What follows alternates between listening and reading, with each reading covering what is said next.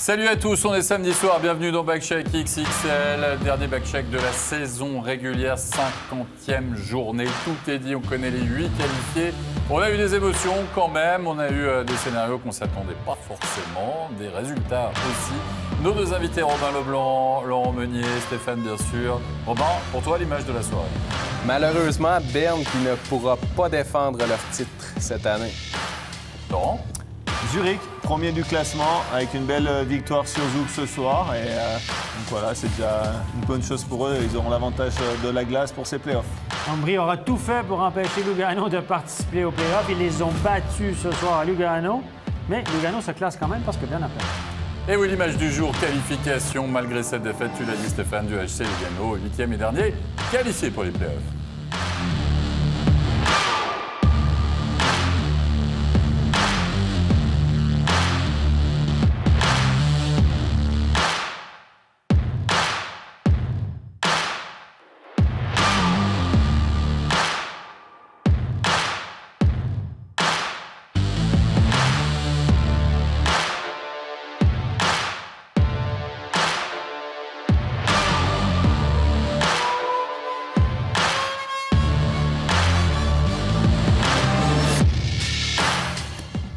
Et oui, 6 matchs au programme de cette soirée de National League. Il y a des défaites heureuses, comme on dit. Il y a eu quand même des matchs aussi accrochés et serrés dans différentes patinoires. On va commencer avec la rencontre entre Davos et Rapperswil, parce qu'il fallait savoir qu'à part la 5e place de Bienne, tout restait ouvert, messieurs. Avant ce soir, on ne savait pas exactement qui allait affronter qui. Pendant les playoffs, il y a peut-être eu un petit jeu du chat et de la souris, notamment entre Davos et Genève Servette, puisqu'on sait qu'il y avait les batailles entre les 4 premiers. Et Davos va connaître les affres d'encaisser le premier but à la 9e minute de jeu. Un but qu'on va donner à Juraj Šimek au niveau de la déviation devant la cage. Un petit assist d'Egli au passage Egli. Robin Leblanc, c'est son 29e assist de la saison. Un des meilleurs passeurs du championnat. Ouais, ça, c'est 36 points. Ouais, il y a vraiment eu une bonne saison. C'est un joueur qu'on ne s'attendait pas de voir avec autant de points. Et puis, non, c'est une super saison qu'il y a eu. Puis, un bon passeur. Et puis là, il était bien présent aussi. C'est le deuxième marqueur chez les défenseurs de la Ligue. Ouais. Derrière Noro. Gunderson est à 34 points, était à 34 points dans le match. Très bon. C'est Awards, là, ou il est trop vieux déjà pour être chez les jeunes? Ah, il est trop vieux. Il est trop vieux. Il y a quel âge? Mais à part ça, t'as un Awards de la surprise de la saison. Je pense que c'est la surprise de la saison. On l'a vu, Christo qui a marqué le deuxième, et Davos qui va quand même réagir avec Ted Unby. Ted Unby, c'est un des étrangers aussi très efficaces en Roumanie, finalement. Oui, ils ont des bons étrangers cette année à Davos. Et il y a le Suédois qui marche très bien aussi, le top scorer, et Tenenby qui marque régulièrement. C'est pour ça d'ailleurs que Davos a une belle saison aussi cette année. Ouais. Du but quand même. Ah, Tenenby, première saison en Suisse, pas mal pour lui. Ouais. 2-1 donc après 20 minutes de jeu. Il y a eu beaucoup de charges dans ce match, Stéphane. Oui. Beaucoup de Tchèques appuyés. On n'a pas donné beaucoup de pénalités. On va avoir une charge de Freiner sur Noah Schneeberger et on aimerait avoir ton avis. Pour moi, c'est une charge à la bande. Là. Je dirais, bon, là, l'arbitre, il se protège.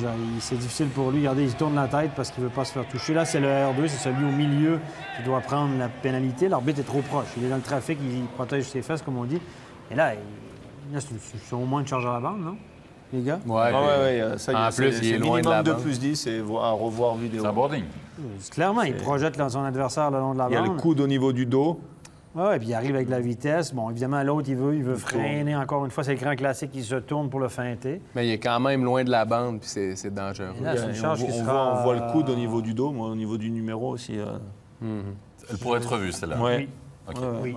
Elle ne va pas être revue. Si bon, parce qu'il n'y a pas eu de 2+10, donc elle ne va pas être revue. Mais les arbitres, s'ils font leur job, s'ils sont honnêtes, ils envoient dans le rapport, un texto. Et puis, non, mais ils sont obligés. S'il y a quelque chose de limite, ils envoient. Et puis, il y a les membres du PSO regardent systématiquement cette scène-là après le match et décident d'ouvrir une enquête ou non. Okay. Maillère va marquer le 3-1, messieurs, 26e minute de jeu. Son premier but de la saison. Ça tombe bien, c'est la 50e et dernière journée. Une pénalité. Et là, il y a 5 bleus dans la peinture bleue. Et c'est le 3-1. Finalement, c'est toujours un peu à huis clos, bien sûr. Ça fait toujours une ambiance bizarre. Il n'y a aucun bruit quand t'es bon. Évidemment, c'est l'équipe visiteur, donc il n'y aurait pas de bruit, mais ça fait toujours étrange quand même d'entendre un silence, les joueurs crier. Beau tir. Oui, beau lancer. Il y avait beaucoup de trafic. Hein? Le gardien n'a pas pu voir le lancer. Et là, on se dit, mais Davos, ils font quoi exactement? Ils veulent solder, ils n'ont pas peur de terminer 4e, etc. Mais au moins, ils vont réagir dans cette rencontre avec, en troisième période, Lucas Stopp qui va marquer sur un assist d'Herzog. On est en tout début de période pour cette réduction du score. Avec un très bon shoot et une belle passe de Herzog, effectivement, qui fait une belle saison aussi cette année. Oui, Herzog commence à sortir de sa coquille, comme on dit. Hein. Herzog, c'est un grand bonhomme. Le gars qui avait été repêché en NHL, les gars, en 5 ou 6e ronde. Il a joué une saison avec les Remparts de Québec, d'ailleurs, dans la Ligue junior majeure du Québec. Et c'est un gars qui a surveillé. Il bon joueur de joue bien. Il joue bien. Il est costaud, il joue bien, il a des bonnes mains, il a pris de la vitesse. Là. Bon joueur de hockey. On va avoir une nouvelle charge, Stéphane, une charge sur Barandoun. On est en troisième période. Est-ce qu'on n'a pas un peu du copier-coller? Oui, ça va. C'est dans le même coin en plus. Là. Ah, c'est une charge à la bande. Écoutez, dès lors que vous projetez un adversaire contre la bande, ça devient une charge contre la bande. Puis pas eu de encore pénalité. Une fois, c'est un joueur qui sait que le joueur arrive, il se tourne pour faire la feinte, et puis il se met en position vulnérable. Le joueur l'appuie, c'est pas un assassinat non plus. Mais là, 2+10 pour charge à la bande, il ne serait pas volé, les gars, à votre avis? Sur la première vue, j'avais pensé qu'il faisait plus une erreur, le défenseur, et qu'il y avait moins, mais là, après le revoir 2-3 fois, il y a quand même quelque chose. C'est exactement la même chose. Dans le même ça coin. ressemble à la même chose. Et là, l'arbitre était un peu plus loin. Donc, celui qui était à côté de l'action, il la voit, il décide de ne pas la prendre, visiblement. Les deux charges méritent pour moi 2+10 aussi. Je pense aussi. Minimum. C'est bizarre qu'il ne la prenne pas, celle-là. Quand tu sais que tu as eu un copier-coller, franchement, dans le match, que la première était un peu limite. Parce qu'on a vu des boardings pour moins que ça. Moi, je trouvais la première plus dure. Plus pire, comme on dit. Ouais. Mais, parce qu'il y avait plus une volonté de frapper. Là, sur la deuxième, j'ai l'impression que c'est un peu moins... Un peu surpris par la... un petit... C'est à revoir, quoi. Je dirais la première, pour moi, était plus volontaire dans le sens où on voit vraiment qu'il sort le coup sur le dos de Noah. D'accord. Bon. Étrange que les deux soient passés... On va aller aux nouvelles après le match avec ça. Lindgren qui va égaliser la 49e minute de jeu. On parle encore et toujours des étrangers du côté de Davos qui font la différence. Marc Vizère qui est aussi l'initiateur finalement de cette action. Très beau but. Il a été vraiment patient. Hein? On voit à la place de lancer tout de suite, il a pris son temps, il s'est remis sur le back-end. C'est un très beau but. Moi, j'aime bien le joueur. Lindgren, on pensait que sa carrière était terminée. Il a eu des problèmes de hanche. C'est un joueur de hockey. Hein. Il est vraiment bon. Il joue dans les deux sens de la patinoire aussi. Hein. Puis c'est un très bon passeur, puis en plus, il est capable de marquer. C'est un joueur de centre. Lindgren, c'est un excellent joueur. On parlait de marqueur, qui, à l'image de Davos, avait connu une saison terrible, on va dire, la saison passée. Il revient un peu, Marc Vizère aussi. Ouais. Et c'était un joueur qui marquait plus de 20 goals. Ben oui, il y a eu plusieurs bonnes saisons consécutives. Puis, justement, avec Lindgren, ils forment un très bon duo. Il marque régulièrement cette année. Puis c'est un joueur aussi qui apporte beaucoup d'énergie. Il joue assez physique. Donc, c'est aussi un joueur qui a plusieurs dimensions comme Lindgren. Des fois, limite aussi. Hein? Limite aussi, mais des fois, il vaut mieux avoir des joueurs qui ont plus de caractère que pas assez. On est d'accord. Allez, on va voir Etchler. Tiens, tu veux encore une charge? On en a une. Cette fois-ci, a été sanctionné dans un 5-mec match. On va voir Etchler. Donc là, le retaliation. Donc le joueur sort du paquet, il a la tête en bas. Là, il vient. Il n'a jamais vu arriver ça, c'était ça.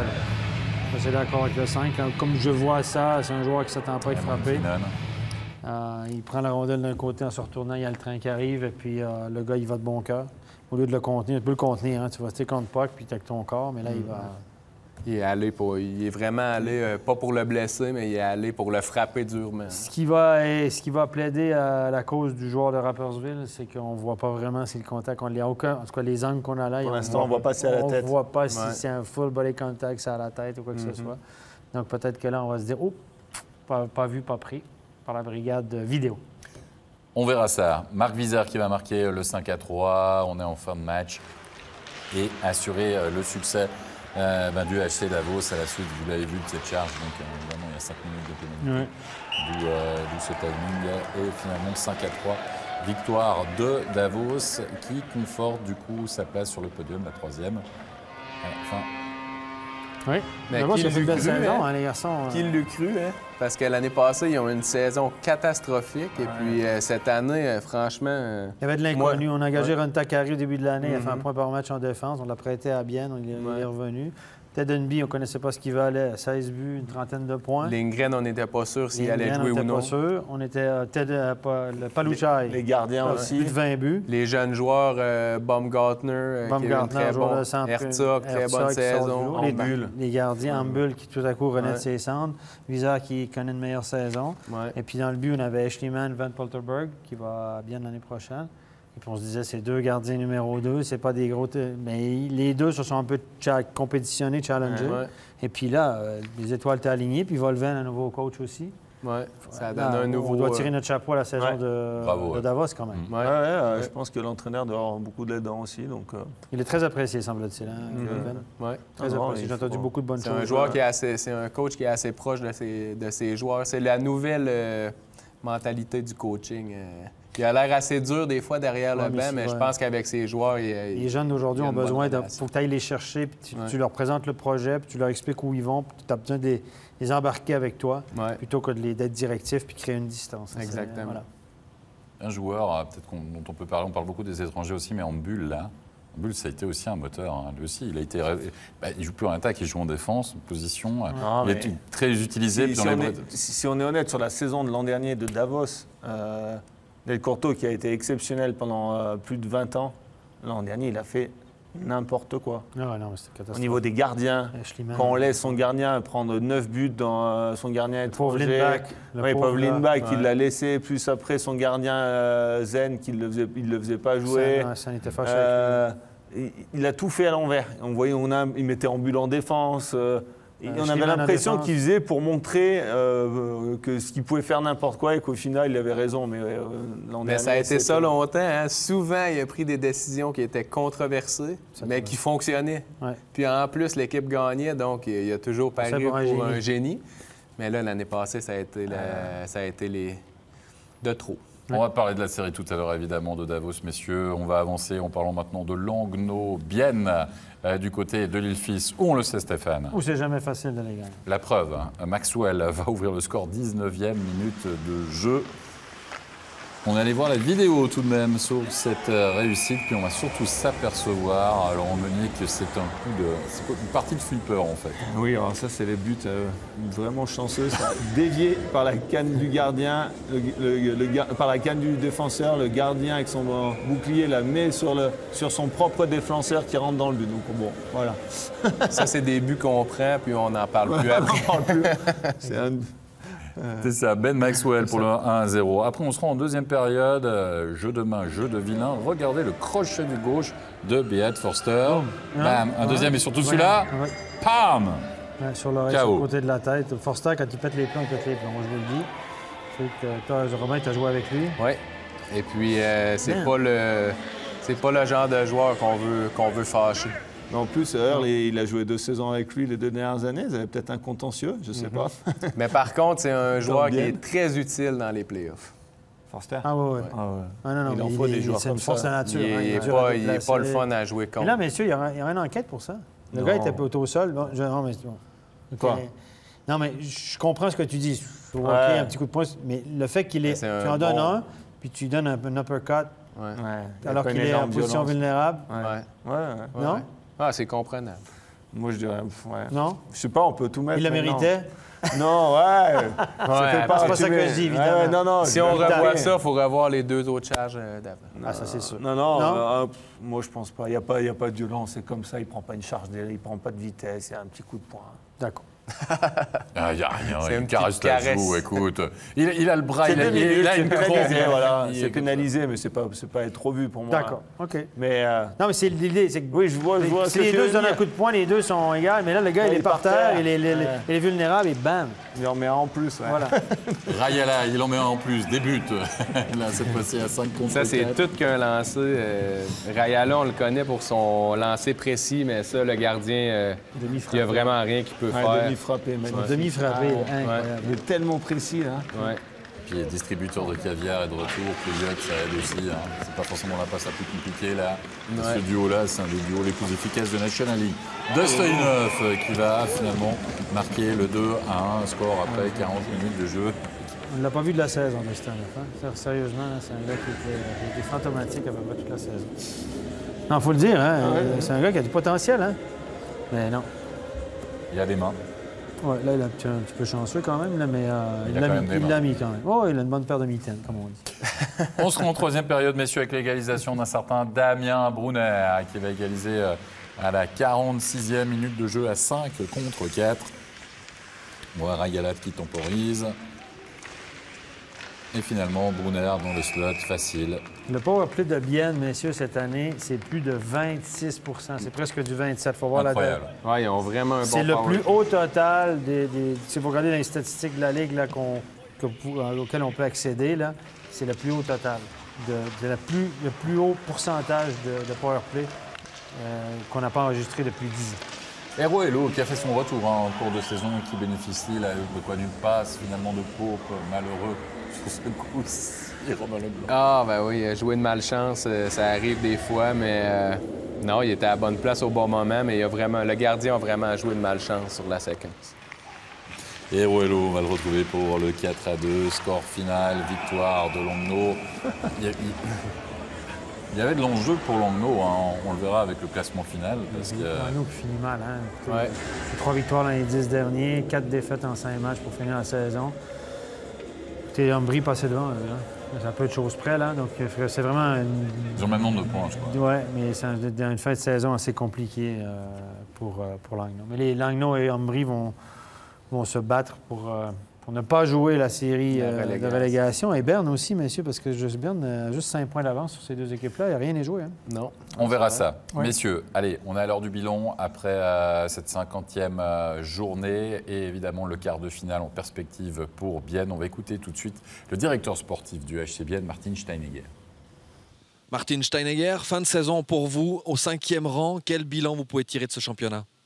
Ouais, c'est tôt pour prendre un bilan, mais moi, je dois dire que je suis content avec ce 5e place, avec les points qu'on a fait.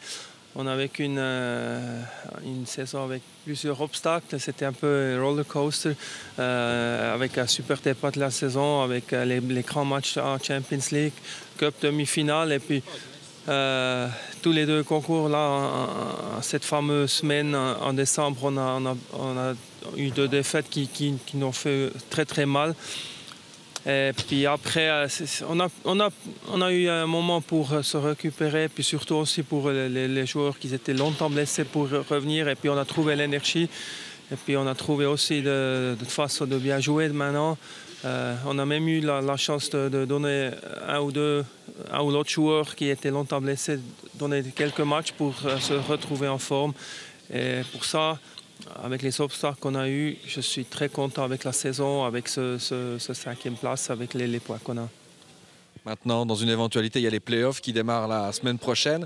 Genève, vous les avez battus 3 fois contre une défaite cette saison. C'est un tirage qui peut vous convenir ? On va voir ça. Mais d'abord, je dois dire, Genève, c'est la grande surprise de la saison. Ils ont eu un super départ et puis tout le monde a pensé qu'ils vont lâcher. Et puis ils n'ont pas lâché, ils ont tenu jusqu'à la fin. Moi, je trouve qu'ils ont fait une saison phénoménale. Ils étaient très proches de la première place. Ils n'ont jamais lâché, ils ont très très bien joué. Ils ont changé le jeu un peu. Ils ont aussi plusieurs jeunes qui sont devant, qui jouent avec beaucoup d'énergie. Et puis je pense que c'est 2 équipes qui aiment jouer, qui aiment la vitesse, qui aiment la transition de jeu. Et puis ça va donner une série assez intéressante. Merci beaucoup Martine et bonne continuation. Apprécie l'honnêteté du directeur sportif de Bienne. Pas de langue de bois, franchement, quand il répond aux questions, tant sur la saison que sur l'adversaire. Très honnête, pas sur la défensive. Et puis, Non, c'est vrai qu'il est... Non, il est bien. Oui, puis il fait un super boulot avec son équipe. Bienne a une bonne politique, je trouve, depuis quelques années. Ils prennent quand même pas mal de jeunes, ils essayent de les développer. Ouais. On sent qu'il y a une cohérence générale dans ce club. Et ils n'ont pas paniqué quand ils ont une bonne série de défaites, donc en mois de décembre, si je ne me trompe pas. Et ils savaient que ça allait revenir avec les joueurs qui allaient revenir de blessure. Et ils ont laissé leur entraîneur travailler. Et là, ils finissent assez honnêtement le championnat. Et je pense que ça va être une équipe qui va être prête pour les playoffs. L'acquisition de Radgeb, messieurs, sur le powerplay. Ouais, ça... Ulstrom, on est allé le chercher au cas où. Au début, on disait on avait dit qu'il jouerait qu'en Ligue des Champions. On allait le chercher, on ne savait pas qui c'était. Le gars, il a marqué 7 buts en powerplay. 6 ou 7, je pense 7 en powerplay. Donc, il jouait sur la deuxième unité de powerplay. Quand Pouliot n'était pas là, il jouait sur le premier powerplay. Radgeb, c'est une pièce maîtresse sur le powerplay, on le sait. Ouais. Presque 27 sur le powerplay. C'est énorme dans le hockey. Ça fait gagner des matchs. Wow! Surtout en play-off, une situation spéciale qui peut vraiment faire la différence. Messieurs, on va passer à Lausanne-Berne maintenant. Il y avait l'enjeu pour Berne qui devait gagner, qui n'avait plus son destin entre les mains, qui devait gagner, s'imposer et espérer en tout cas un faux pas finalement de Lugano dans le derby tessinois. Ça ne s'est pas passé comme il l'imaginait, les Bernois, qui ont toujours couru après le score, qui ont toujours été menés, qui ont fait du hockey finalement de rattrapage ce soir face à Lausanne. Lausanne qui va marquer par Frick et par Joris, notamment dans cette deuxième période. Mais surtout, ce qui nous a frappé, Robin Leblanc, c'est qu'il n'y a pas eu de guerriers bernois. On n'a pas eu ce sentiment d'avoir des guerriers bernois ce soir. Non, vraiment pas. Je m'attendais vraiment à voir Berne sortir fort, aller au forechecking, montrer qu'ils veulent vraiment gagner ce match. Et puis, on ne l'a pas du tout senti. Même les buts qu'ils ont marqués, ça a été des déviations. Ils ne grattaient pas dans les coins. Donc, je pense vraiment que Berne, c'était pas leur année. Et puis que, malheureusement, il y a des saisons comme ça. En général, quand on vit ce genre de match, Laurent Meunier, en tant que joueur, on a souvent des leaders qui viennent un peu secouer les troupes comme ça, qui viennent un peu, même sur le banc, quoi, qui viennent nous dire « Allez, maintenant, on y va, pack le coach », en fait, comme ça. Là, ça a manqué aussi, ça, de caractère. Tu sais que ton leader, Arcobello, il est loin l'année prochaine. Tu sais que... Enfin, je sais pas. Après, il faut remettre en contexte. Les leaders, c'est des super joueurs. Moser, c'est des gars qui ont gagné la Coupe. Chervé, ils ont gagné la Coupe. Arcobello, ils ont gagné la Coupe. Ebet. Donc les leaders, c'est vrai que cette année, ils sont dans un momentum, dans une saison où c'est dur, où tout est compliqué, où on sent qu'il n'y a pas la même énergie. Est-ce qu'ils sont fatigués par les 3 dernières années, où ils ont quand même, c'est un peu le même groupe qui a beaucoup donné. Et Bett est en fin de course, Bloom un peu en fin de course, comme tu disais, Arcobello va partir. On en parlait beaucoup, mais Genoni est parti. Est-ce que c'est un groupe un peu en fin de vie qu'il faut renouveler? Et je pense que c'était un peu ça. C'est vrai qu'on n'a pas senti cette énergie. Sur les bancs, on n'a pas senti vraiment à y croire. Il n'y avait pas de positivité. Les choix n'ont pas été les choix de la direction. On a été arrogants début de saison. Tout le monde disait qu'ils n'ont pas Schlegel tout seul, à Berne, la pression, etc. Ça va être difficile. Ça a été difficile. On a tardé à aller chercher un gardien étranger. On a senti un peu de mieux quand ils ont été cherchés. Après ça, le soufflet est redescendu.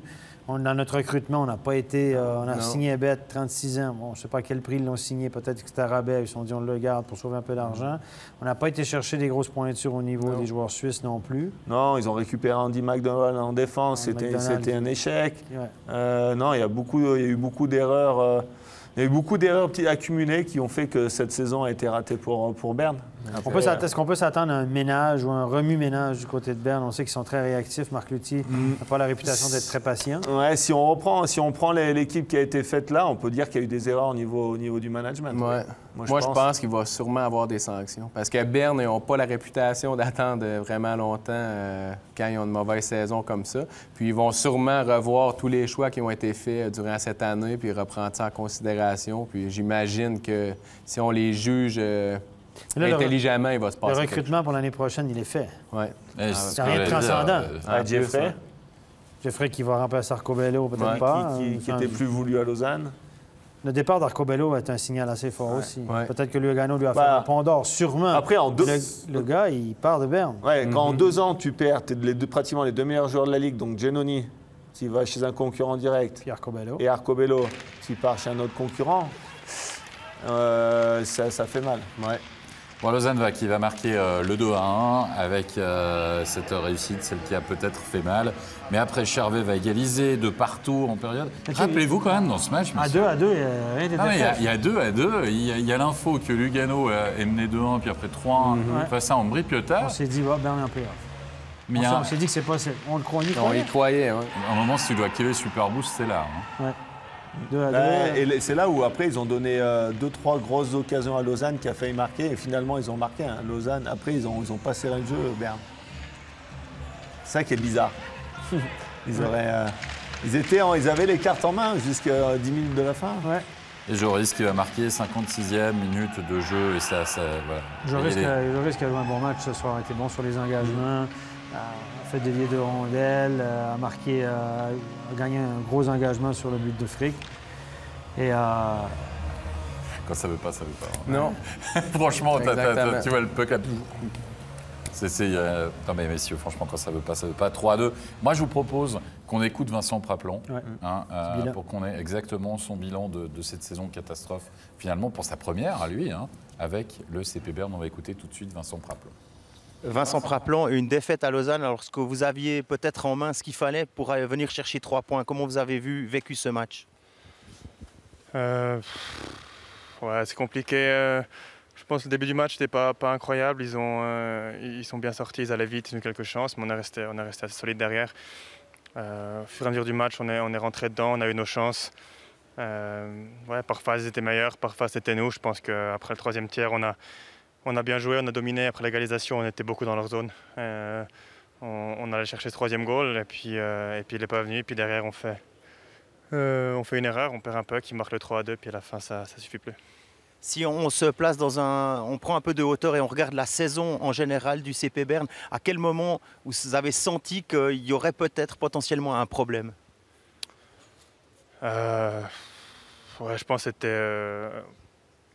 c'est dur à dire. Je pense que tout début de saison était OK. Et puis après, on a eu une mauvaise passe. Mais je sais pas, dans nos têtes, on se disait on était Berne et puis que ça allait venir, ça allait tourner. Et puis je pense que pendant longtemps, on s'est pas remis en question. On a continué à faire comme si de rien n'était. Et puis, je pense que plus tard, quand Kari Alonen s'est fait licencier, on a réalisé que c'est le moment de se réveiller. Puis, on l'a fait par phase. Et puis, par autre phase, c'était insuffisant. Donc, qu'on ne fasse pas les playoffs, c'est pas ce soir que ça se passe, c'est toute la saison. Mais c'est sûr qu'on aurait pu sauver la saison ce soir. Et puis, on ne le fait pas. Donc, c'est dur. Merci. Grande lucidité, dans Vincent Praplan qui a tout résumé. Là, si on ne fait pas les playoffs ce soir, c'est par rapport à toute la saison. C'est aussi ce soir, parce qu'ils auraient pu aller les chercher ce soir. Donc, mine de rien, sur le week-end, ils font 0 points. Berne. Non, ils ont gagné hier. Ils ont gagné hier en prolongation. Ils ont gagné 1-0. Ils ont perdu, pas habitués. Dans la semaine, ils ont 3 matchs. Ils perdent à Davos et ils font 2 points sur 9 possibles. On est sur 3 matchs décisifs. Messieurs, un mot sur Lausanne qui a gagné la première de McTavish. Première victoire de McTavish. On a oublié que Lausanne a gagné le match. Ils ont gagné à domicile. 3 buts en 14 shoots. C'est fort. 18-14 pour Berne les tirs au but ce soir. 18-14, 32 buts, 32 tirs au total. Par contre, Lausanne a bloqué 23 shoots et puis Berne 16. Où en est-on justement du côté du LHC? On va écouter tout de suite la réaction de Christophe Berchi. Christophe Berchi, on savait que Lausanne allait disputer les playoffs. Maintenant, on sait aussi, grâce à cette victoire contre Berne, contre qui vous allez jouer, revenons un petit peu sur le match. Comment vous avez vécu ce match où vous menez 2 fois et vous êtes repris 2 fois pour finir par vous imposer? Je pense qu'on a très bien joué aujourd'hui. On mettait bien la pression, ce qu'on voulait faire, on a bien fort-checké, on gagnait beaucoup de pucks dans la zone d'attaque. Fallait juste le premier tiers, on n'a pas créé beaucoup d'occasions. On avait beaucoup le puck dans leur zone, mais on n'a pas créé beaucoup d'occasions. Et puis après les 40 dernières minutes, je pense qu'on a très bien joué.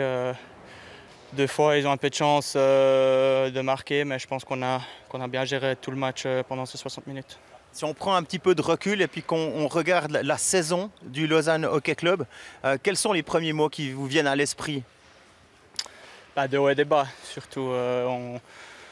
À l'extérieur, on était super bon. À la maison, on a un peu de la peine. Le power play qui n'allait pas toujours super bien.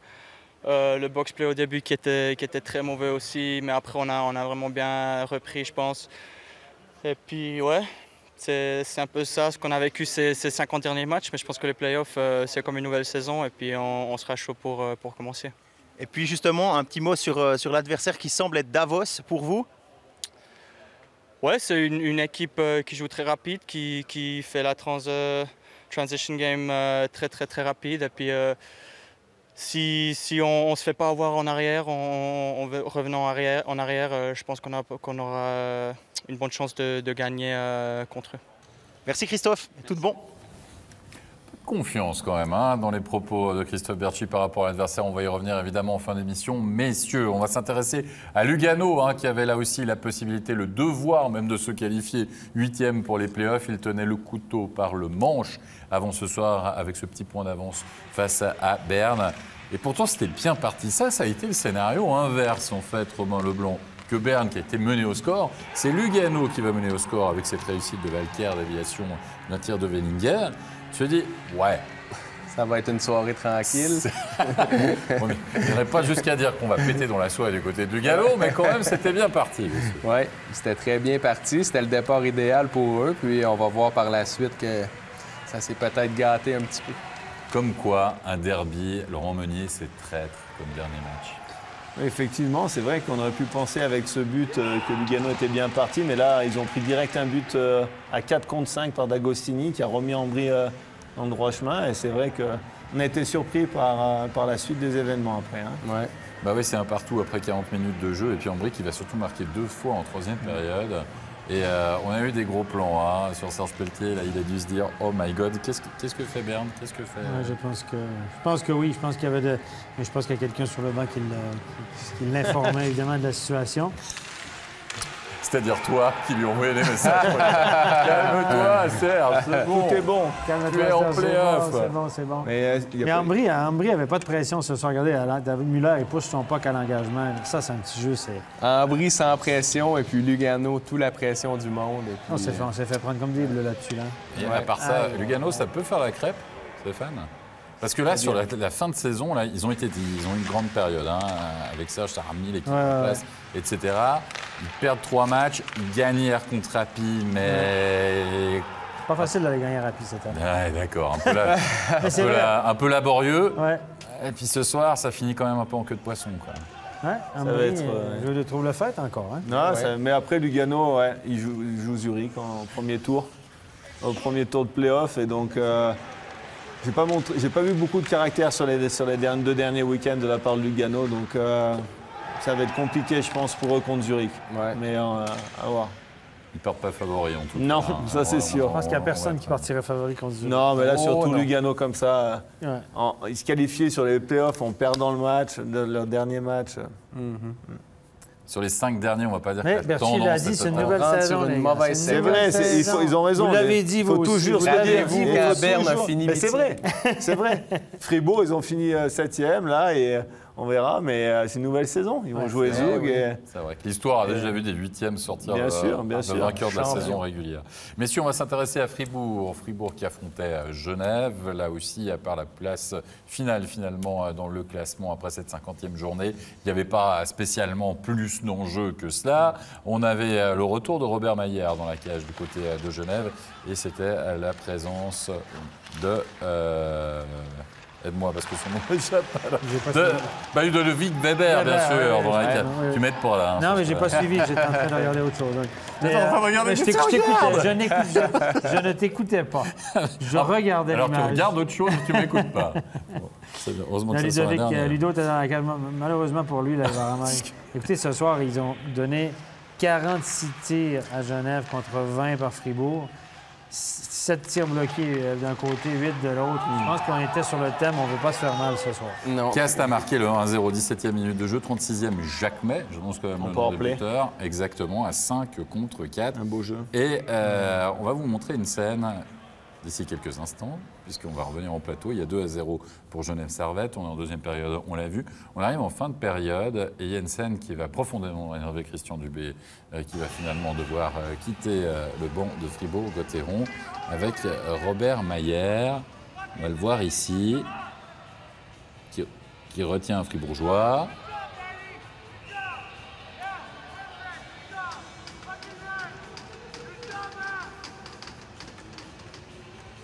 Et Christian Dubé qui dit au corps arbitral tout ce qu'il pense. Bon travail. Et on va pas dire ce qu'il a dit. C'est mieux de pas traduire. C'est mieux de pas traduire. C'est bizarre qu'il s'énerve dans un match comme ça, quand même. Ouais. Peut-être parce qu'on entend mieux. On l'entendait bien. C'est vrai que des fois, quand tu arbitre, tu n'entends pas ce que le gars dit. Mais là, tu l'as bien entendu, là, par la force des choses. Bon, ça va lui coûter un petit... On l'a trop bien entendu, je pense. Ouais, non, mais voilà. Et tu n'es peut-être pas satisfait aussi de la prestation de son équipe, puis qu'il y a un peu une frustration. Peut-être aussi. Peut-être aussi. Non, ça arrive. Allez, messieurs, on va se rendre en troisième période. Ça va être, alors, comment je pourrais dire ça, la porte ouverte, on va dire, dans la cage fribourgeoise, puisque Genève Servette va finalement s'imposer 6-1 dans cette partie. Et Patry, vous l'avez apprécié, Laurent Meunier. Ah oui. Il va marquer deux jolis buts. Voilà. Ça, c'est le premier, 47e. Belle petite feinte, shoot au-dessus du bouclier. Très bien joué de sa part pour le jeune Genevois. Et Velzer, qui va finalement empêcher Robert Maillard de signer un blanchissage ce soir. Son 4e but de la saison, hein. Je croyais qu'il y en avait plus. Ouais. Valza, c'est sa moyenne, les gars. Ouais. C'est 5 buts par année. Valza, c'est 5 buts par année. Regardez ses statistiques. C'est un joueur de centre. Il est grand, il est gros, il est moyen sur les face-offs. C'est pas un bon joueur offensif. Puis quand il l'avait amené à Fribourg, il y avait beaucoup d'attentes sur lui. Non, on l'a présenté comme un gros transfert. Lui, Schneeberger, ça n'en était pas. Hein. Valza, ça reste un gars très, très, très effacé. Très effacé. Avec un très bon jeu de la part de Tom Erners en triangulation et avec une belle finition du jeune encore qui la met one-timer sous la barre. Il a été patient. Donc il la met vraiment bien là. Ouais. Le pauvre Ludo là. Ouais, là c'était. Il a mal paru. 46 tirs. Mais la passe de Tom Ernest c'était superbe. Ouais. Avec Smons qui va marquer le 5. Tous les jeunes formés à Genève sont à la fête durant ce troisième tiers. Ouais. Est-ce qu'il y a un peu de décompression dans le jeu de Fribourg, messieurs? Oui, c'est une certitude. Il y a un gros soulagement hier. Ils ont fait le travail et maintenant, ce match-là, on l'oublie vite. Hein. Il est vite pardonné. Ce soir, on ne voulait pas se blesser. Puis Fribourg, ils ont vraiment eu une séquence incroyable pour rentrer dans les playoffs. Donc ce soir, ils se sont dit, finalement, on est arrivé. Par contre, Genève, super week-end. Avec deux matchs contre les Renons, contre Lausanne, contre Fribourg, 10 buts marqués, 2 encaissés. Carton plein, vous avez fait surtout jouer les avec gardiens. beaucoup de blessés, en plus. Avec Smirnov. C'est Caron qui a marqué son premier but. Et puis Wingels, Caron qui a marqué son premier but. On va écouter le coach, évidemment, Patrick Aymon, satisfait à la suite de cette victoire. Patrick Aymon, on est à la fin du championnat régulier. Quel regard vous portez sur l'ensemble de ces 50 matchs? En tout cas, pour nous, c'est une excellente saison. Je pense que dès le départ, je l'ai dit souvent, dès le départ, je savais qu'on aurait du succès, mais peut-être pas aussi vite et peut-être pas autant. Je pense qu'on a confirmé quand même de façon assez rapide en début de saison. Puis l'équipe a continué à progresser. C'est ça qui était important pour nous avec une jeune équipe comme ça. Là, on joue en confiance. Les vétérans ils sont bien occupés de nos jeunes. Et puis, depuis le début, là, je pense qu'on est très fiers de la saison qu'on a eue cette année. Vous finissez avec 4 victoires consécutives. Maintenant, c'est Bienne qui se présente en quart de finale. Quel regard vous portez sur cet adversaire? Bon, Bienne, c'est une excellente équipe. Une équipe qui est très rapide offensivement, avec beaucoup d'impact. C'est une équipe contre qui on a eu quelques difficultés cette année. Donc, on va profiter des jours de repos pour bien se préparer, de bien analyser les facettes de jeu pour être prêt pour le début de play-off. Merci bien. Merci. On va parler du nouveau coach à Davos et chapeau à Patrick Aymon. Il succède aussi là après l'épisode de la saison passée à Genève. Voilà, on va pas trop en parler, mais il y a aussi un monument à Chris Maxorley. Tu prends ça, coach des juniors élites, on se dit, c'était pas le choix numéro 1, rappelez-vous, Patrick Aymon. C'était pas le choix numéro 1 de Genève. C'est le choix de Genève Servette numéro 1. Je pense pas. Je pense pas, non. Peut-être. Disons qu'il est dans l'organisation depuis longtemps. Oui. Il était entraîneur des juniors élites depuis très longtemps et qui était très apprécié, qui a fait un très bon travail. Il était assistant de la première depuis au moins 4-5 ans, si je me souviens bien. Quand il pouvait aller, il y allait, il était toujours à donner des conseils aux jeunes, etc. Et ils l'ont mis en place et je trouve que c'est une très bonne décision. Lui, après, il avait une équipe jeune entre les mains qu'il a connu tous les joueurs qu'il avait dans son équipe, il sait comment les manager. Et après, il y a eu des bons étrangers, il y a eu Style Chimie qui s'est créé. Les gardiens étaient très bons. Et les gardiens. Et c'est là où je trouve qu'il a été assez, dans son analyse, assez honnête. C'est dans le sens où il dit au début, on a eu beaucoup de succès, dans le sens où vous voulez dire peut-être pas tout le temps mérité, où c'est les gardiens qui ont un peu volé. Mais par contre, au fil de la saison, je trouve qu'ils ont vraiment progressé. Mais maintenant, ils jouent un hockey solide. Non, c'est pas du hasard. Ah non, là, c'est pas du hasard. Pas là par hasard. Puis quand j'étais venu ici en début d'année, on était sur ce plateau, puis on les plaçait pas en play-off. Personne. Donc, on les plaçait limite, parce qu'on les a mis 9e, je crois. Avec Davos, c'est vraiment les deux surprises cette année. Il y avait beaucoup d'inconnus, des jeunes, des étrangers, deux nouveaux entraîneurs. Les gardiens, on dit, toutes les étoiles se sont alignées, les trucs sont tombés en place pour ces deux équipes-là. Chapeau. Il y a Yann Cadieux aussi, on ne parle pas souvent. On a été chercher Yann Cadieux comme trio de Québécois. Yann Cadieux qui a travaillé avec les Ticino Rockets une année ou deux, en tout cas une année. On dit beaucoup de choses de lui aux entraînements. Hein. On dit qu'il est très, très actif aux entraînements. Il apporte beaucoup de nouvelles idées. Il est très imaginatif, etc. Donc, on se complète bien. Et toutes les choses sont tombées en place et on ne peut que se réjouir de voir. Parce que là, ça va donner, ces deux équipes-là, Davos et Genève, vont donner la chance à de jeunes entraîneurs, de nouveaux entraîneurs, de jeunes joueurs.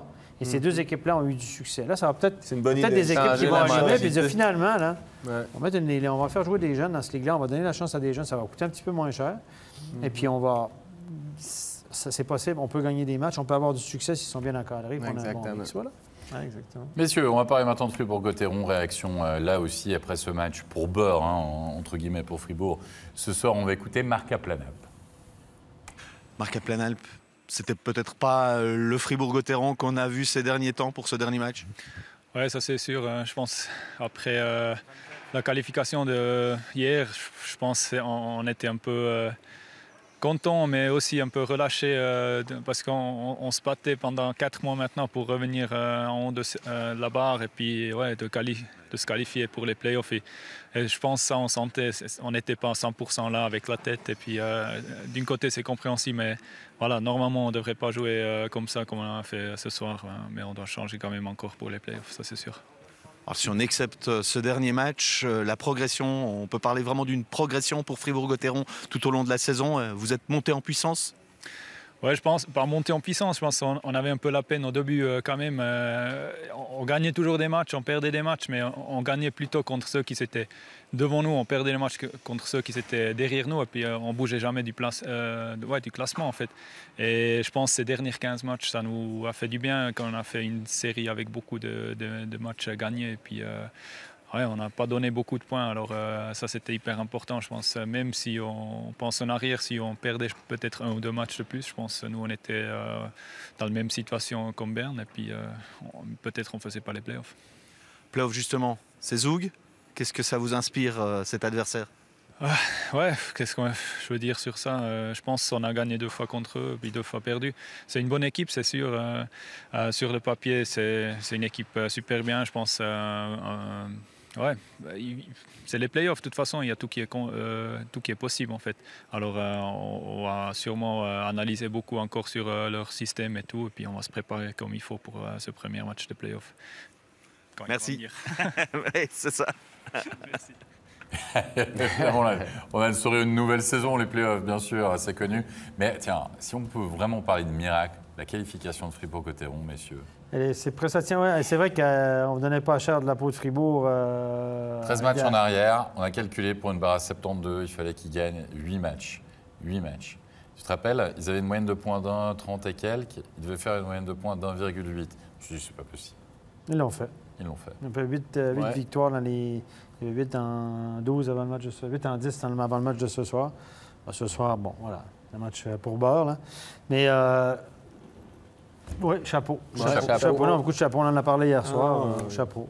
Béra était au repos ce soir, repos bien mérité. Parce il méritait. Excellent tout le long. Et ils ont réussi à marquer, les Brodiens. Tous leurs étrangers, ils ont fait aussi le boulot. Et surtout, en plus, ils sont sans Kiki Moté, qui était leur meilleur joueur pratiquement jusqu'à là, qui s'est blessé. Mais il y a eu Dernier est arrivé. Dernier qui est arrivé. Aussi Dernier a fait du bien aussi. Oui. Dernier a fait du bien. Bronin, il a commencé à marquer, ça quand même... Quand c'était le temps. Quand c'était le temps après la trêve, l'équipe nationale, il a quand même vraiment aidé à gagner beaucoup de matchs. Surtout que quand il marque, en général, c'est des triplés, des doublés, voire des quadruplés. C'est vous dire. Choc au sommet, c'était un dernier match, évidemment, de la soirée. En jeu, la première place finale du classement, messieurs. C'était du côté de Zurich. Hollenstein a connu tout un match, quand même. Hollenstein-Bodenman, c'était le duo gagnant. C'est les frères siamois. Ils s'apprécient, finalement, Robin Leblanc, ces deux-là. Oui, puis c'est deux joueurs qui sont vraiment talentueux. Ils jouent bien ensemble. Quand ils ont envie, comme il y avait ce soir, ils sont capables de marquer des beaux buts, puis ils se complètent très bien. C'est un des binômes offensifs vraiment à surveiller comme le lait sur le feu quand vous jouez contre eux. Parce qu'ils sont très efficaces. Hollenstein pour le 1-0. Bodenman, on va le retrouver à la 15e minute de jeu. Et qui pour l'assist? Évidemment, Hollenstein. Pièce de jeu, joli but.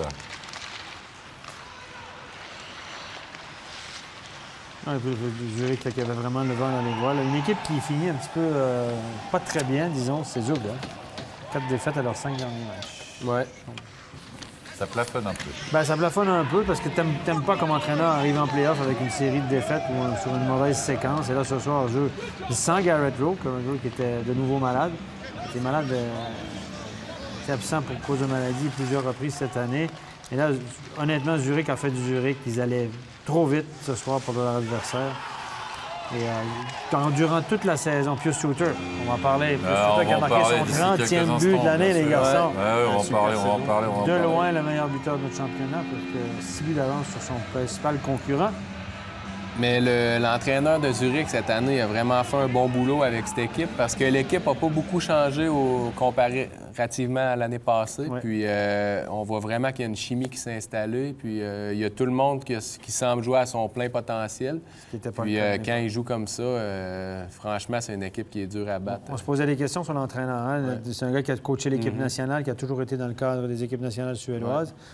Il n'avait jamais coaché une équipe en championnat professionnel sur toute une saison. Il a réussi son pari. Mois championnat du monde, c'est pas la même chose. Il a trouvé son pari.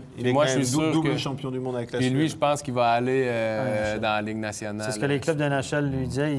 Lui, il a dit en début de saison, je veux prouver que je suis capable de coacher une saison avec un succès. Et on lui a donné, on a fait un pont d'or. Et puis là, il a répondu parce que cette équipe-là était... Puis c'est dire, il y a des coachs de Zurich qui ont traversé l'Atlantique aussi après. Ouais. Mais c'est... Et aussi, le management de Zurich, après 4 matchs ou au début d'année, ils sont allés chercher un gardien étranger. Thio. Et mine de rien, ça a peut-être stabilisé aussi quand il fallait. Ils ont fait ce qu'il fallait pour que la saison se passe bien. Donc, ce que Berne n'a pas fait a attendu sur plein de choses. Zurich avait anticipé 2-3 problèmes. Ouais. Ça leur a réussi. Noro fait une excellente saison, encore une fois, presque 40 points. Garrett Rowe, on est allé chercher aussi. Donc, les pièces maîtresses. C'était chercher Kruger, qui a accepté son rôle aussi. Oui. Un peu différent, oui. Oui. C'est un gars qui a été surnuméraire quelques fois parce qu'on a le gardien finlandais dans la cage. Je te regarde parce qu'on a encore une charge à te montrer ce soir. C'est Diaz sur Pedretti. Et on voudrait aussi avoir ton avis là-dessus. Ouais. Oh, pas belle. Non. Directement contre la tête. Non, regardez ici. Blindside. Tac.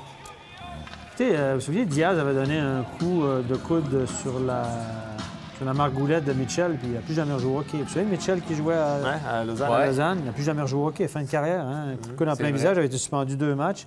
Donc Diaz est capable de faire ce genre de jeu. À mon avis, il va être suspendu. Ça, il va avoir suspension. C'est clair. Mais c'est suspendu. En plus, il ne s'est pas fait suspendre il n'y a pas longtemps, Diaz. Il n'a pas eu un problème. Il n'est pas sorti du match à Lausanne. Mardi à Lausanne, il s'est fait expulser. Oui, il s'est fait expulser. Pas à Genève, pas à Fribourg, je veux dire. Il ne s'est pas fait sortir à Fribourg. Oui, il s'est fait expulser du match, c'est juste. Donc, s'il se fait suspendre pour 2-3 matchs, ça peut quand même changer pour Zug. Sans Diaz, c'est quand même une autre équipe. Oui, c'est un gars qui tu perds ton défenseur numéro 1. Défenseur numéro 1. Mais moi, je pense qu'il va y avoir une suspension. Il mériterait sûrement. Je l'aime pas du tout. 4-0 Hollenstein, on va le voir. Et puis Simeon pour la réduction du score cosmétique, on va dire, de la part de Zug. Zurich qui s'impose, qui domine et qui se place comme favori au titre. S'ils continuent à jouer de la même façon qu'ils ont joué tout au long de la saison, ils vont certainement être très difficiles à battre. Est-ce qu'il y avait un joueur tout seul dans le slot ou j'ai rêvé? Non, lui, ça n'a pas été son but le plus dur de la saison. Il était complètement... Il n'y avait personne. Personne. Et là, on va sauver l'honneur. À 4-0, déjà à 3-0, je pense que la messe était un peu... Mais c'était vite, effectivement. Donc, Zouk qui finit la saison avec 4 défaites en 5 matchs. Là, on risque d'avoir, on spécule un peu, Diaz suspendu. Contre Fribourg, qui est chaud. Puis ça va... Excluant le match de ce soir, on va dire que Fribourg est chaud, effectivement. Moi, j'aime bien les chances de Fribourg sur... On va détailler ça, messieurs, je vous le propose d'ici quelques instants. Mais avant cela, on ne va pas vous proposer les 3 étoiles de la soirée, mais on va bien faire le point sur les 3 meilleurs pointeurs de la saison. Surpris avec le jingle, là. On aurait dû te prévenir, on est désolé. Ouais. Allez, 3e pointeur de la saison, c'est Garrett Rowe. Tiens, on en parlait, il est malade ce soir, il n'a pas joué, il n'a pas pu augmenter son capital point. Du coup, il y a Arcobello qui est content. Mais Garrett Rowe, c'est le roi des passeurs, finalement. Ouais, c'est... Robin Leblanc, c'est Monsieur Passe. Il a vraiment donné une autre dimension à cette équipe-là. Il rend les joueurs avec lui meilleurs. Puis il est des 2 côtés de la patinoire, très bon passeur. Puis... moi, j'adore ce joueur, puis il amène beaucoup à une équipe. La ligne Rowe, Batlisberger et Pius Suter étaient peut-être la meilleure ligne de la Ligue. Pius Suter, je peux te dire qu'il était très content d'avoir un joueur comme Garrett Rowe. Tu ne marques pas 30 buts sans un bon joueur de ça. Et en plus, il joue bien défensivement, il sait jouer en piqué. Il est complet, il n'a pas une dimension, il gagne des engagements. Beaucoup d'énergie, c'est un joueur qui est... Il peut... très intelligent dans le jeu. 2e meilleur pointeur, Marc Arcobello. Et Marc Arcobello, il finit 2e, Stéphane, mais j'ai envie de dire, il finit quasiment en roue libre cette saison, parce qu'à part 2-3 assists, ça fait quoi, 13 matchs qu'il a pu marquer? Un but dans ses 17 derniers matchs pour Marc Arcobello. C'est pas spécialement un buteur, il marque pas 15, non, mais il a marqué 15 buts. C'est un gars de 20 buts, 30 assists. Bon an, mal an, c'est un gars de 20 buts, 30 assists. Cette année, je pense qu'il finit avec 15. Un but dans les 17 derniers matchs. Il n'a pas marqué ce soir. Il avait une dizaine d'assists à travers ça. Beaucoup de temps de glace.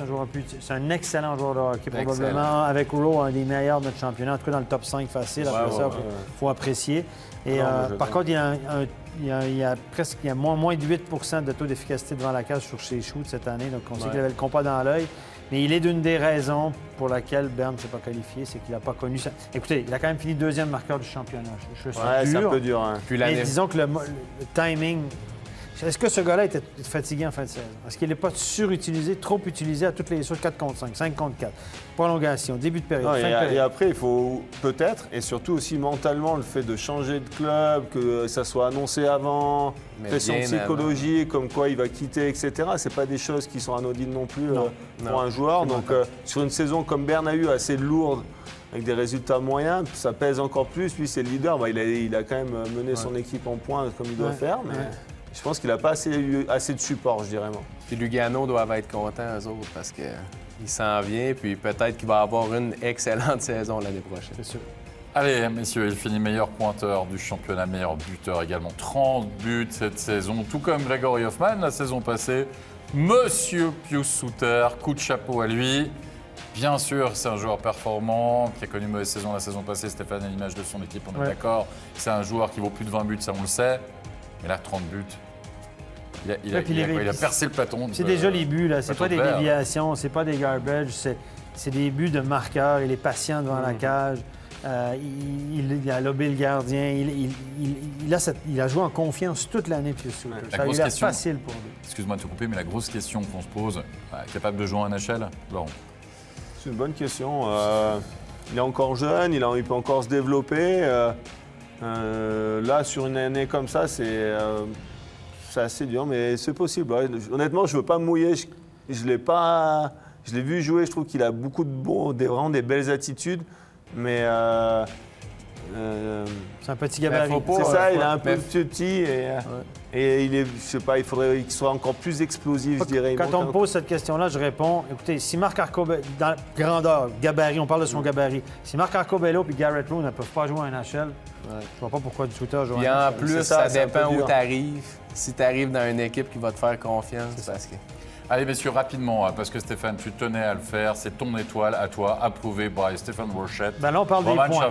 On parle des points, on parle du talent offensif, des capacités offensives. On ne parle pas de le match sur 60 mètres. Roman Cervenka, c'est 1,3 points par match. En points par match, c'est le meilleur du championnat. Il a été blessé, etc. Mais en points par match, c'est le joueur le plus prolifique de notre championnat. Je tenais à le mentionner. Il a fait gagner son équipe en prolongation plusieurs fois. Offensivement, il est extraordinaire. Ouais. Maintenant, on n'a pas parlé du match défensif ce soir. On a parlé des meilleurs marqueurs. Alors, c'est pour ça que je me suis permis de donner une mention honorable à Cervenka. Ouais. Ah, il est incroyable. C'est un des meilleurs joueurs avec qui j'ai eu la chance de jouer offensivement. Il faut regarder, c'est la problématique. Ses points par match sont toujours élevés, mais ça veut dire qu'il manque souvent beaucoup de matchs dans une saison. Ouais. C'est un peu la contrepartie, mais quand il est sur la glace, c'est un joueur exceptionnel. Ouais. C'est un joueur exceptionnel. Messieurs, il nous reste très peu de temps pour parler un petit peu des playoffs. On va d'abord récapituler les résultats, évidemment, de cette 50e et dernière journée de National League. Victoire de Davos, la victoire de Genève, celle de Lausanne, Lugano qui perd le derby tessinois face à Ambri Piotta, le succès de Langnau 4-2 face à Bienne et la victoire des ZSC Lions 4-1 dans le choc au sommet face à Zug. Le classement final, de cette saison régulière 2019-2020. Les ZSC Lions, 91 points, 90, 89, 89. C'était quand même très serré. Entre les 4 premiers, il faut bien le dire. 2 points d'écart des 4 premiers. Ensuite, il y a un gap. Et là aussi, 78, 75, 73, un petit groupe avec les 3 clubs romans. Et puis Lugano qui finalement hérite de la 8e place. Berne 68 qui a quand même un petit il y a 2 matchs. Sur 6, c'est quand même pas si mal que ça. Pas si mal. C'est pas si mal, on est d'accord. 63-63, ça va être serré quand même entre Langnau et Ambri pour la finale de play-off. Les play-offs. Zurich, Lugano, on en a parlé. Zug, Fribourg, Gotteron, Davos, Lausanne, Genève, Servette-Bienne. Tiens, on va parler de Genève, Servette-Bienne peut-être pour commencer. Messieurs, avantage franchement à qui dans cette série? C'est assez compliqué. Il y a eu 3 matchs à 1 pour Bienne dans la saison régulière. Mais comme Patémon a dit, c'est une équipe qui leur a causé des problèmes. Ouais. Je pense que le powerplay de Bienne peut être clé. Si Genève arrive à museler un peu ce powerplay, ça va leur donner des clés pour gagner cette série. Je pense que Genève est très bon en infériorité numérique. C'est ça, c'est pour ça que ça peut être la clé de ce match. Ouais, je vais lui poser la question parce que je sais qu'il le connaît bien. Romain Leblanc, c'est ses derniers playoffs. Il a annoncé sa retraite. Bien, il veut peut-être vraiment gagner, mais moi j'aime bien cette année. Puis je pense vraiment qu'avoir un bon power play, ça t'aide dans les séries. Ouais. Puis ils ont des joueurs comme Pouliot, qui a vraiment une bonne expérience. C'est des joueurs qui amènent vraiment de la profondeur. Puis c'est un leader, puis qu'on voit que les joueurs le suivent. Donc moi, je pense que bien, ils vont réussir à gagner cette série. On continue. Okay. On continue. Davos, Lausanne. Bon tirage pour Lausanne. On a écouté Berchi, l'interview, il n'était pas là. Ouais, écoute, ça va être dur, etc. Non, c'était... Moi, je pense que c'est pas un mauvais tirage. Disons que Lausanne, c'est notre équipe. Si ils avaient gardé le Peltonen, moi, s'ils étaient sur la même dynamique, pour moi, il n'y avait pas de match.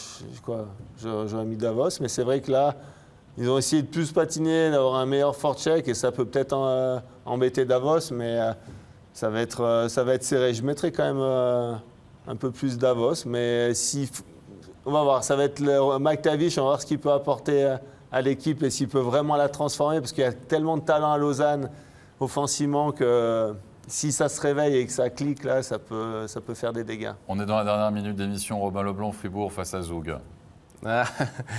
Mais si Fribourg continue sur leur lancée, mais ça pourrait peut-être gagner quelques matchs, mais je vois quand même Zug, ils ont mal fini leur saison, mais je veux dire... On les attend toujours en play-off. Moi, je me mouille, je mets Fribourg. Avec un gros réto. Moi, je vais mettre Zug. Un gros réto, Fribourg. Tous tes anciens potes qui vont t'écouter vont dire t'as intérêt à dire qu'on va gagner. Mais j'espère que Fribourg le fasse. Messieurs, merci beaucoup. On arrive à la fin de cette émission. Merci Romain Leblanc, merci Laurent Meunier. D'habitude, on vous donne rendez-vous, vous le savez, pour le prochain studio. La grande interrogation, c'est qu'on ne sait pas. On espère évidemment, comme tous les fans de hockey sur glace et la passion, qu'on aura des playoffs avec des spectateurs, évidemment, dans les patinoires. On vous rappelle la réunion de la Ligue lundi. Vous aurez toutes les informations sur nos réseaux sociaux. On sera là juste à la sortie pour recueillir, évidemment, toutes les infos. Merci à toute l'équipe technique et on espère vous donner rendez-vous, certainement pas dans une semaine, mais peut-être dans un petit peu plus longtemps pour la suite. On sera là. Allez, bye bye, bonne soirée, ciao, ciao.